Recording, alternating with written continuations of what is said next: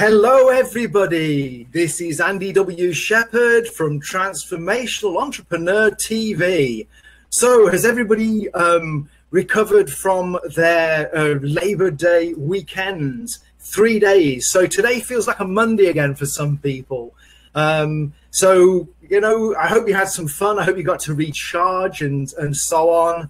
And well, without further ado, you know, we're here. I've got a special guest, so let's introduce her, so she's not just sitting there thinking, "Hey, I want to say something. What's happening?" So this is Una Drake.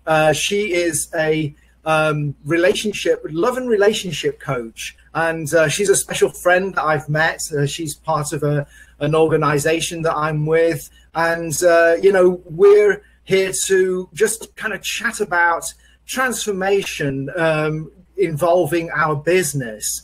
So hi, Una, thank you so much for being here.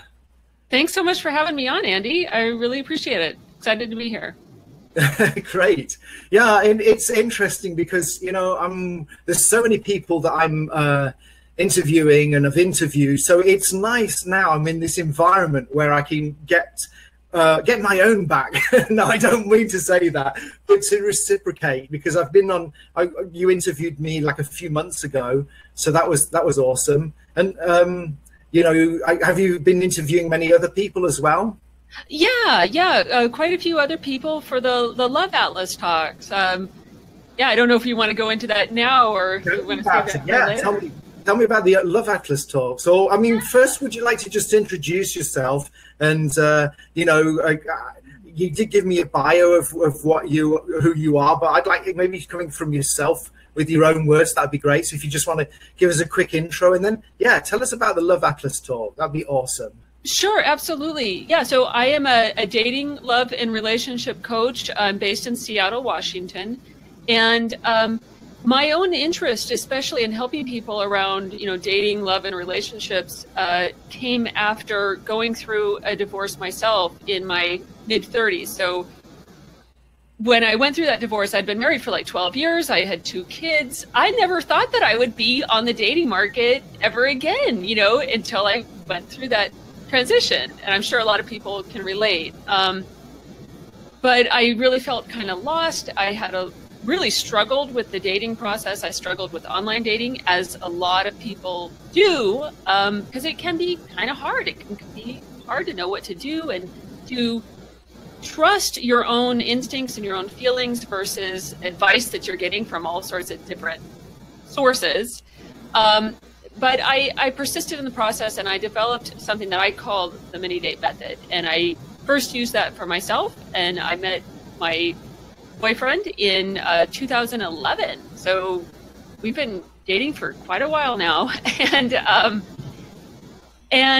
then after seeing my success, family members and friends started asking me to help them, and grew into working with people professionally. And so that's what I've been doing for the last 5+ years. So I just really love helping people through that process of being kind of lost and maybe even a little bit close to despair, that they'll ever find someone to, you know, be that love interest, that special romantic partner in their life. That can be really discouraging. And I love helping people get through that transformation to the point where they can feel really confident, sexy, and then actually find a partner that they connect with on a deep level, that, you know, could be like, you know, the best relationship of their life. I mean, that's my goal for my clients, to get them there, you know, and then guide them through from there. That's so awesome. I can completely relate to you, because it's like, you know, I've been in long-term relationships. I remember, you know, I was like living with somebody for 4 years, and we broke up, and to me it was a marriage. I mean, we were engaged, we were going to get married, and then it's like, you know, at the end, it's like you're completely lost. You're out of the dating game because, you know, it was a monogamous relationship, and with her, I didn't look anymore. I didn't know if I was attractive because I'm not flirting, so got no idea. And nowadays things have changed. I mean, people seem to be using, you know, seem to be using online dating now, and you know, in the old days, you could go, people were more approachable. Now they're not. People don't talk to you, you know, in this age where the in thing to do is to be, you know, staring at this all day. So how can you talk to somebody who's talking, you know, they're all of their concentration is with their cell phone? I mean, you must see this quite often. Yeah, definitely. And I have heard that it's different in some areas of the country, but I know in Seattle in particular, and I'm sure many other places, it's almost considered rude or like confrontational to come up to someone and introduce yourself. If you do that, people will look at you like you're like, you know, what are you, an alien or something? In LA, you cannot talk to people. It's like, you know, some places, yeah, it depends. You go to Beverly Hills, people are super friendly. But this, I mean, you know, where I am, Koreatown, people don't talk to each other. You know, if you say hi to somebody or hello or thank you, it's like they look at you, space, you're a weirdo, get away from me, you know? Yeah, yeah, definitely. So, you know, I do work with people on using online tools, you know, using online dating and, you know, some apps if people want to do that, like Tinder or Bumble. But I think that online dating really is a really powerful way to connect with the right people, like good matches for you, or, you know, for someone that I'm working with. I help them use online tools effectively so that they can find the right people to connect with, because it is so hard, you know, in so many places to, or maybe it's just our day and age, you know, to connect with people in person, like we were just talking about. And the truth is that, you know, in our lives, although obviously it's good to have good communication skills and be able to approach people in a situation where it's appropriate, it's a lot of us don't meet that many people who would be just on even a base level, like really good matches for us, you know, who are in the right age range, who are single, who are of the right gender, you know, or, you know, have even some basic things in common where, you know, a real kind of partnership connection would be appropriate. And so for a lot of us, using online tools is really just about the only way that's practical to date. And yet it can be awkward and it can feel really strange to put yourself out there in that sense, you know, and it can take a little bit of coaching for people to kind of work out what's best for them and to understand what they're actually really looking for. Because a lot of people, especially if you've just gotten out of a really long-term relationship, you haven't been on the dating market for a while, it can be really tricky to actually know what you want. And so I have a thing that I call the Dating Clarity Worksheet, and in a process that I help people, guide people through so that they can really identify the characteristics that they're looking for in a relationship and in a partner. Because having that in mind, I find really increases people's confidence and really helps them narrow in on what they are particularly looking for. And that might change. You know, what you're looking for might change as you go through the dating process, but it's good to at least have some pretty good ideas to start with. Does that make sense? Yeah, absolutely. And I think that goes with business as well. It's like, you know, you need a map with business. You need to know where you're going. You need to know what your expectations are, what you want from your business. And this is what Transformational Entrepreneur is about, because it's like, you know, the journey that you've got in a relationship, I think that you can actually put that onto, you know, into your business. I think the two things can be related. I mean, do you agree, or am I completely, have I gone crazy? Is the Labor Day weekend gone maybe soft in the head or something? No, I totally agree. Yes. No, you're absolutely right, because I think there's a lot of connections there. You know, for example, most of us, we're looking to work with a particular type of person who's in a particular situation that we can help best serve. You know, we can serve them best. And so, you know, for example, I think there's a lot of similarities between, you know, using online tools to find a potential match and using, you know, online tools or getting your message out in an effective way to connect with the people that you are best able to serve. finding Right. Yeah, exactly. specific audience. Yes. Yeah. Right. Right. If there's anybody, whoever's watching, can you just give us a little message, say hi to us, send us some love. We love that as well. I'm using Be Live. I can't really see who's actually connected here. If you type a little message in and say hello, I'll say hi back again. It'd be nice to see who's watching. So don't be shy. Say hi to us, and thanks for watching in. So we're live here with Drake. She's a love and relationship coach, and we're talking about transformational entrepreneur, which is, basically the spiritual journey that we have, the inner journey that we have, growing our business. And so I invited Una today to talk about a little bit about what she does, and talk about her transformation and how that applied to her business.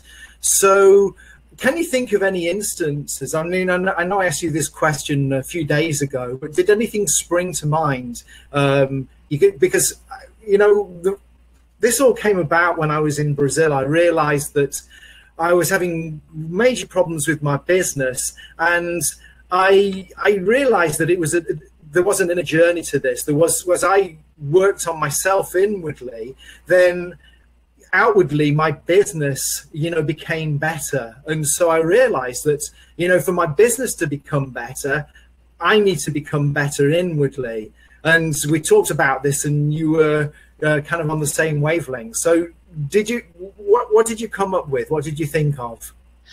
Well, there's a number of things that I can think of that go in line with that, and also I want to say that I'm still on a journey. I'm still on a journey of transformation. So I don't want to say that I'm like completely arrived. But because I think it's an ongoing journey for all of us. I was just sharing with you just before we got started that we're both going to go to this conference soon, and I'm a little nervous about it. And honestly, not that long ago, it was really difficult for me to even talk about what I do professionally to people that hadn't approached me to be as interested in my work. It was hard for me to say, yeah, I'm a dating and relationship coach, or I'm a love coach. That was hard, and I had to go through some breakthroughs to get to the point where I could even easily talk about it. Because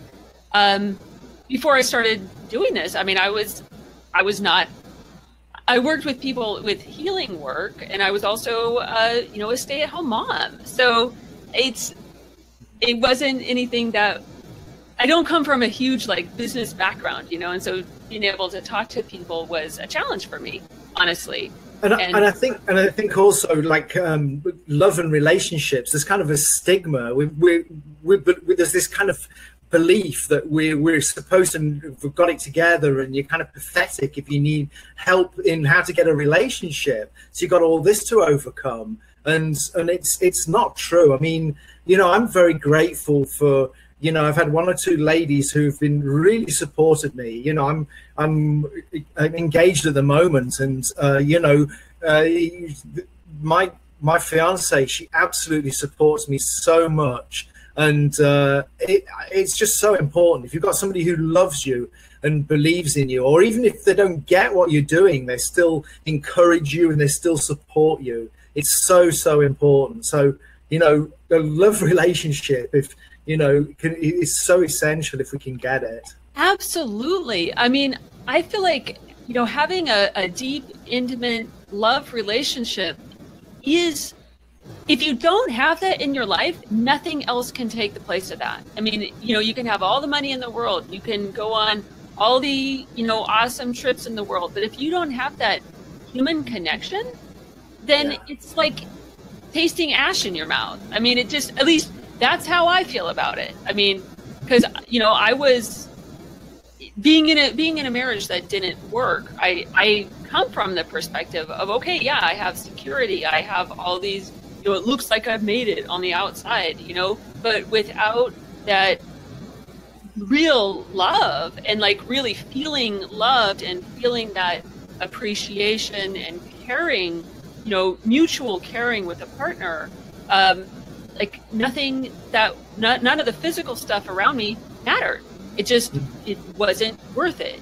It just, nothing else is worth it if you don't have that a real love in bonding and connection with another person. That's my opinion. And I think biology backs this up too, because, you know, people who are in, you know, long-term marriages or long-term partnerships where there is a real attachment bond and there really is, you know, caring for each other between two partners, those people, you know, who have that live longer, they are healthier, they have so much more satisfaction in their life. At the end of their life, what do people actually think about? They think about their relationships, not all the time they spend at the office, you know, all this stuff. So, and not all of us can do this naturally. I mean, I know it took me a long time to gain the skills and the knowledge to be able to do that. And a lot of it was working on my marriage and working on other relationships, you know, as I progressed in my own dating life. It's, you know, it's not something that we all have had modeled for us in our family of origin. It's not something that we all just intuitively understand how to do, you know? And so I think being willing to ask for help around that is super important. But yeah, you know, it took me a long time to understand how to talk to other people about it in a way that they would understand, and to not feel weird about it myself, you know? Because yeah, a lot of people get really uncomfortable when you talk about love and relationships in a serious way. Or, you know, like, hey, yeah, this is important and it matters. It is. And I agree with you. I mean, I think the stipulation is to be in a good, wholesome relationship, because I've been in, you know, and maybe you have as well. I think we all have been in bad relationships and toxic relationships. And in that case, then sometimes it's better to be on your own. And I did do this for a while. I said, okay, for 6 months, I didn't have a relationship coach, and I just had self-help books, and I really wasn't making some good love choices. So I decided to be alone for 6 months, and that ended up being for 2 years because I was getting on so well with it. But it's like, it's good. You make different connections with people. You can go wherever you want, but there's not the same energy as when you're with somebody special. And, you know, when you've got somebody to enjoy it with you, and the union of energies as well, because, you know, if you kind of like go to it's like a concert. Why do people want to go to a concert? It's different to, you can listen to your favorite track on at home and you get some energy about it. If you're at a party, you've got a bigger energy. But if you go to a concert, then you've got thousands of people and you're lifted by their energy. And that's what it's about. So you're picking up the energy of your partner, and that's what's making whatever you're doing even more enjoyable. And as you love the other person as well, then their enjoyment is your enjoyment, and that can be a trip, you know. So that's really cool. Absolutely. And yeah, I want to acknowledge, definitely there's times for us all, I think, you know, in all of our lives when we need to learn how to be alone, you know, and we need to learn how to be self-sufficient. But love ourselves, you know, love ourselves is the first thing, isn't it? You know, that is. Although, interestingly, tying this back to the Love Atlas talks, I did interview a couple who work with people around love and relationships, and the premise of their talk, and one of the major premises of their work is the myth of loving yourself first. And I think I would encourage listeners to sign up for the Love Atlas talks and listen to that interview, because it is interesting. And they, I think that loving yourself is fabulous. Of course, it's great. We should all love ourselves. But I even know from my own experience that I tried to love myself for a long time, got to a certain level, but I never really got it at a deep level until in a relationship, not honestly with my current boyfriend, but with a more shorter term interim relationship, but that was good. It was a good quality relationship. It helped us both. And in that relationship, experiencing the love and respect from that person, that helped me get to the next level of being able to love myself. And I think that sometimes when we experience love and respect from another person, we're more able to understand what it feels like and then give it to ourselves and expect it from other people too. So it's kind of like a ladder. I mean, that's how I think about it. I think sometimes we're in, at least I can say this for myself and definitely a lot of people that I've worked with, that if you're not used to respect, if you're not used to just some basic stuff that you would hope that most people have, but not everybody does, you know, sometimes you're not able to give that to yourself until you experience it from an outside source. In a sense, you know, you can try as much as you want, but I can say from experience and from working with lots of people that it goes faster if you in communion with another person. I hope that makes sense. I don't know if I'm being completely clear. I guess it depends on what you're working on. I mean, I think there's a lot of people who are getting love from others because they don't, you know, they need to find the love inside themselves first. And so there's a neediness, and you've got to break this neediness. If you're in a relationship out of neediness, then that's not good for anybody. You're going to suffocate the other person. And also you know, it can just get very toxic. You know, so that's where what I'm talking about from that point of view. Yeah, absolutely. It's I think we don't necessarily have all the right words. I think the vocabulary, we're still, I think as a society and as people, like I think we're working on the vocabulary to be able to really effectively even talk about this subject, because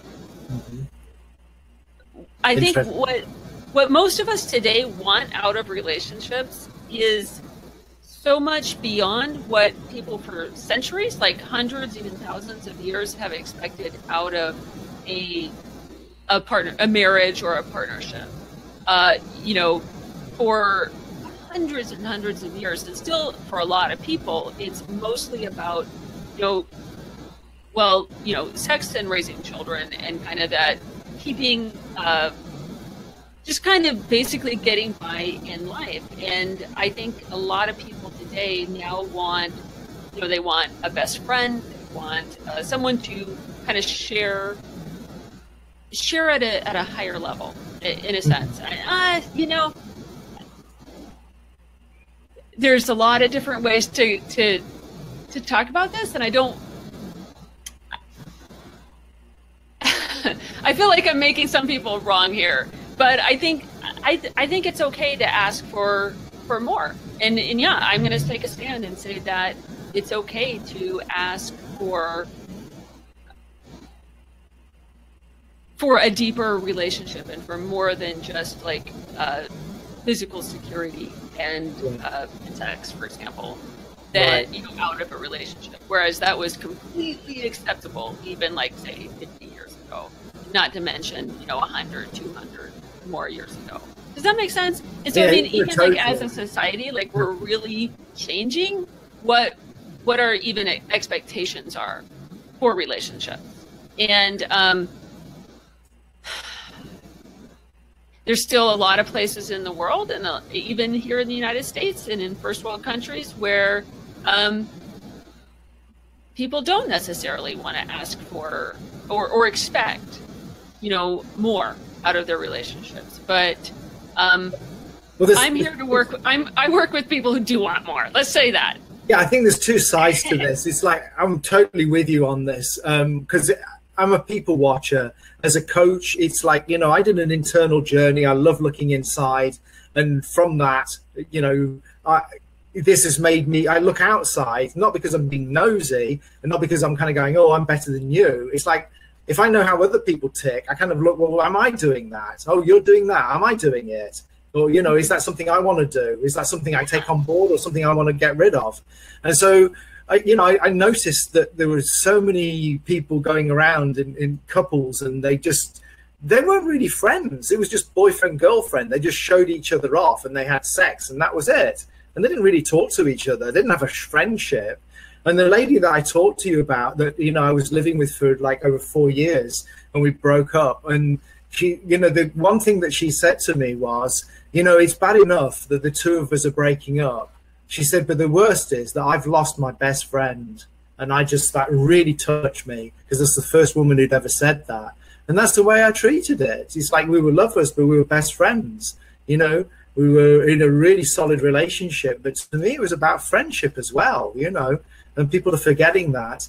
And expecting more from a relationship. Yes, this is important. But I think to me, it's about, you know, supporting the other person to grow. And that's how I would look at it. So, you know, I'm looking at, you know, I'm wanting my partner to help me to grow and support me, and I wish to do the same for the other person. And I think that's a real benefit. But I think there's so many people who expect too much from their relationship, and they make too many demands on. Specifically, I've seen women doing this with men, and in just really demanding stuff, and they're just coming from the wrong place. So, and I know that's not what you're talking about, but, you know, just to, you know, do you want to clarify that, you know? Yeah, that's a good, yes. Thank you. Actually, that's a really good point. I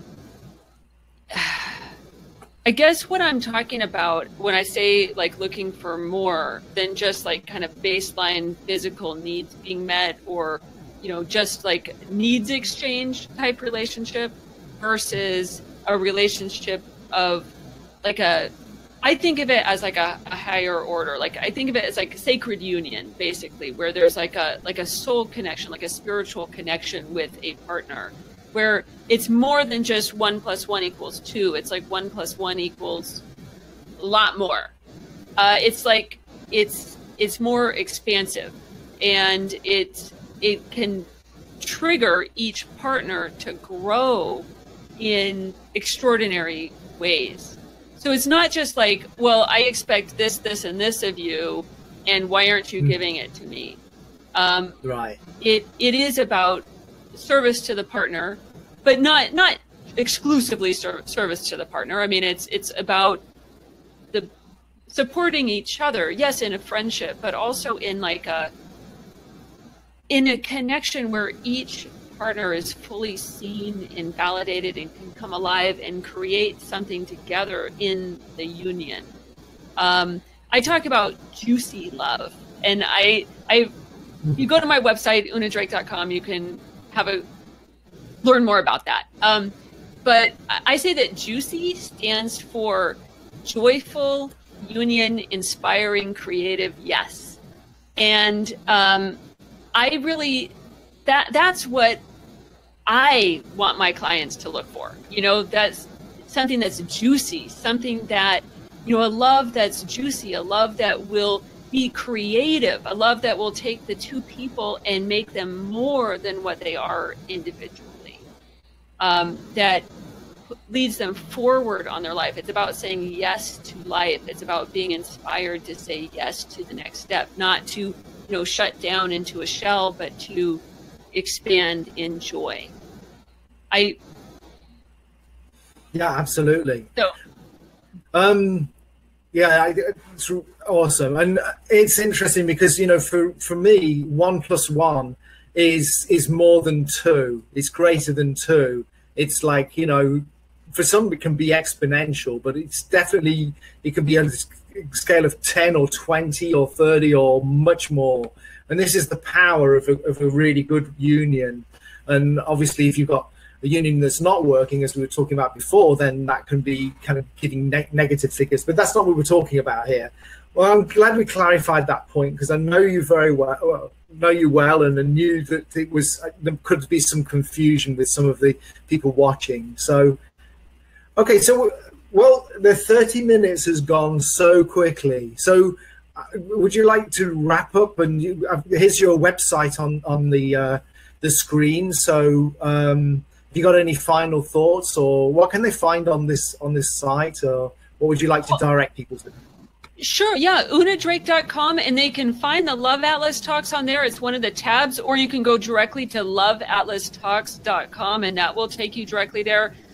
You can register for the Love Atlas Talks. I have interviews with many experts and people who are that I interview, including, of course, you, Andy, on specific topics related to love and relationships. And each interview has what I call a practical nugget of wisdom, like something that the viewer can take away from viewing the interview, and they can apply in their own life to improve their relationships right away. So I want to make sure that people know it's not just theoretical. They can get value right away that they can use in their own life. And then just on my website, unadrake.com, I have a course that people can sign up, or an email course called Get Ready for Juicy Love. And then for those who have just gone through a breakup, I have a course called Reclaim Your Mojo.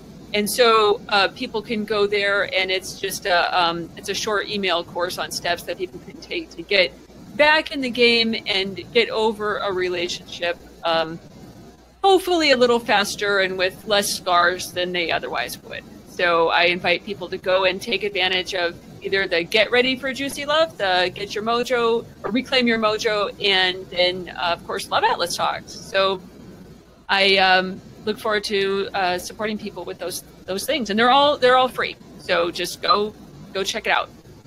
That's awesome. That's awesome.